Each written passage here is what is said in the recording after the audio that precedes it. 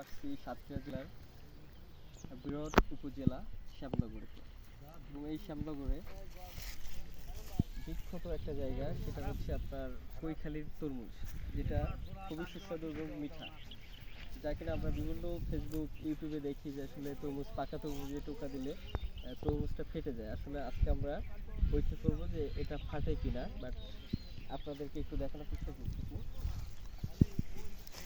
আমরা এই তরমুজটা নিই, এখানে তরমুজ আছে, অনেকগুলো তরমুজ আছে, বাট এখান থেকে একটা দেখি আমরা।